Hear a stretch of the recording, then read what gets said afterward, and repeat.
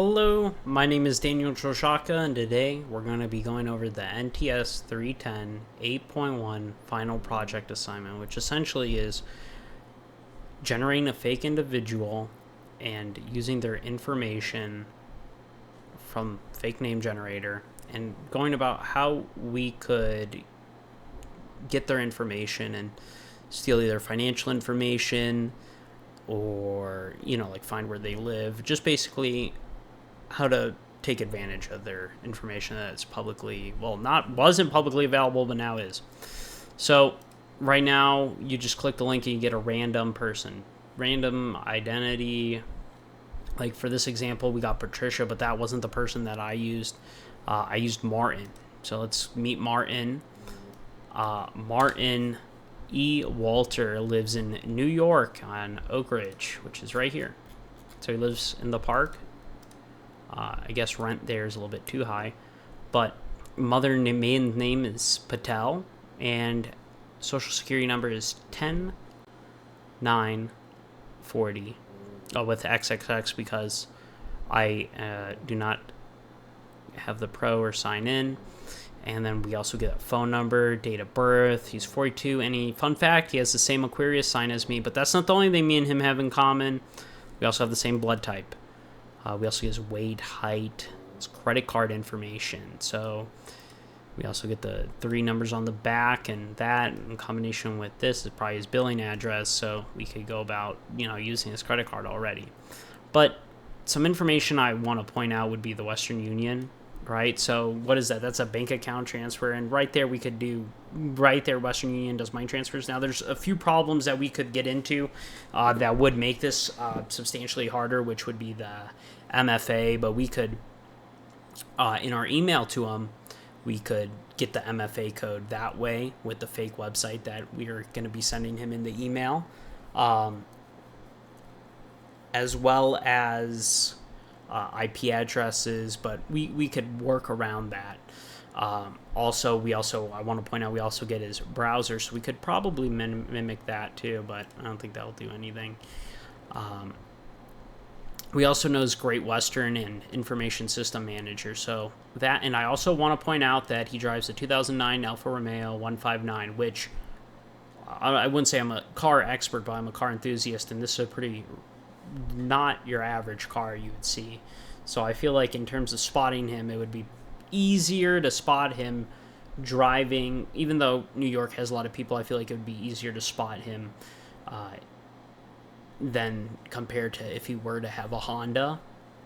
But cool car choice nonetheless. Let's get back into it. So with that, we got his email address from here, and you have to activate it for it to work. But that, activating it is so cool. I would like to show you what it said on the website, but unfortunately I tried going back. That didn't work out too well.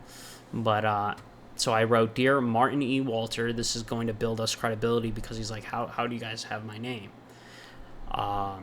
There's other things that I'm going to use here. A lot of scamming information or calls or all that is like, you have to do it now, and no real organization's ever going to ask you now. So how do we circumvent the not getting caught aspect or not being suspicious right off bat is do not rush the process. You gotta let it cook. You can't, if you're making ribs, you don't want to rush making the ribs or the ribs are going to come out terrible. You don't want to rush making cookies because they're going to come off soft. Unless you like them soft. Soft cookies are pretty good. Cookie dough's good, but, you don't want to rush the process. You got to let it cook. So our systems flagged this transaction due to unusual activity patterns that are inconsistent with your previous transfer. And I include the transaction summary. I include the pending status action required. I also mentioned that for your security, this transfer has been placed on hold until we receive confirmation from you to review and confirm whether you authorize this transaction. Please log into our secure verification portal using the link below. I didn't want to come across it as like, oh, I'm trying to pretend to be Western Union over Gmail, because I don't want to get my IP banned or trigger something with my ISP provider. I'm not going to claim that I am an expert, but I don't know. I feel like the way I did it, I kind of felt a little bit sketchy doing it. So I'm not going to go into too much detail about it, but it was an interesting experience. If no action is taken within 24 hours, your account may be temporarily suspended to prevent further activity. This is a precautionary measure to protect your account information. And I'm not going to say that, I might have had my credit card credentials leaked or someone else's credit card credentials leaked, but based on that and doing everything that the other phishing attempts from the financial scammers that also used Western Union, doing the opposite of what they did and using kind of somewhat of my knowledge with the whole emailing regarding credit card problems, I feel like I was able to make it sound a lot more believable, especially looking at Martin's age. But his occupation does even out that, because he is technological. If no action is required in 24 hours, we're going to put your account on hold, and I say please contact our 24/7 fraud support team at, insert random phone number. And I say thank you for choosing Western Union Financial. I'm not going to end it off with please do this immediately, because that's going to trigger it. And I also want to quickly bring this today up in regard to a recent money transfer that was attempted from your account that we were not able to verify. It was flagged due to some irregularities and has been placed on a temporary hold. The transaction in question was for $2,120. Attempted earlier this morning from an international IP address we haven't seen before.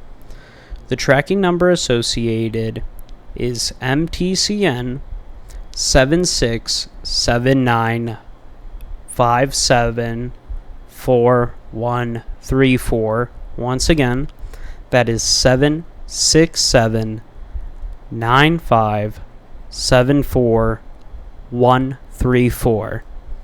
If this was you, no further action is needed and the transfer will process as normal. However, if you do not recognize this activity, we strongly recommend that you review the transaction as soon as possible. You can do this securely by visiting us at westernunion.io. That's westernunio.io, or by calling our 24/7 secure hotline for our fraud response at 1-866-371-4433. Once again, that is 1-866-371-4433, and referencing that MTC number, which once again is 767. So basically, real quickly to go over that, and I am going to include this in the assignment turn-in. The whole point, if for voicemailing, at least in my opinion, you want to be calm, collective, and sound like you're answering a phone for a company. Like you are that company. In that moment of me recording that, I was the fraud specialist at Western Union. Same way as when I worked at Home Depot and I answered that phone, I was Lumber Dan. I was the one lifting the concrete. So I knew everything on hand and that, and you got to act like that. Because people can smell weakness. So when I answered that phone, or I'm leaving that voicemail, in that moment, I am Western Union Financial. And that's how I ended it. Real quickly, I just want to say that this class has been enjoyable, has been really fun, and I had such a pleasure or opportunity to do it, and I'm very thankful, and I really liked how this class went. I felt like I learned a whole lot of new material. Thank you so much, and I hope you enjoyed the video. I hope you enjoyed the other videos. Thank you so much. Have a great time. Bye-bye.